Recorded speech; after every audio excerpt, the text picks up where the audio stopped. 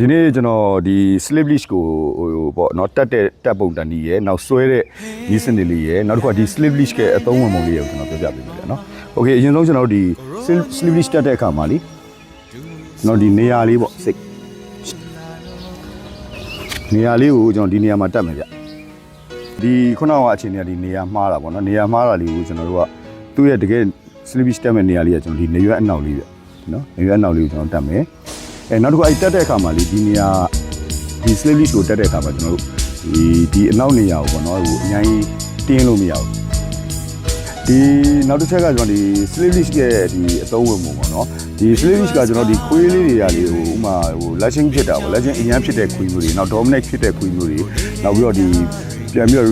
reactive ဖြစ်တဲ့ခွေးမျိုးတွေမှာအញ្ញမ်းအသုံးဝင်နေကြဒါပေမဲ့သုံးတဲ့နည်းစနစ်တွေတော့မှန်ဖို့လိုတယ်ပေါ့နော်ဒီ slip leash ကတကယ်လို့ကိုင်တဲ့နေရာကျိုးတက်တဲ့နေရာမိုင်ကလေးမှာထိခိုက်မှု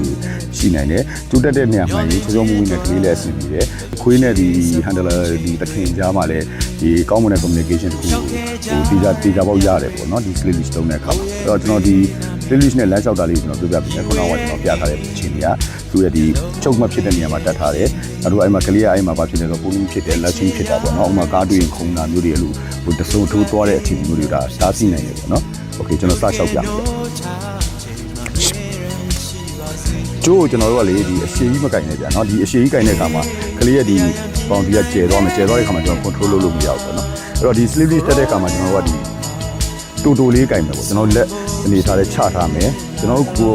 ဟိုပုံမှန်တီးတီးငင်ငင်လေးပေါ့နော်စိတ်ကလေးကို short ပြီးတော့တီးတီးငင်ငင် short ထားမယ်ကျိုးတိုကင်မယ်ပေါ့နော်ကင်ပြီးတော့ကျွန်တော်လျှောက်ပြโอเคကော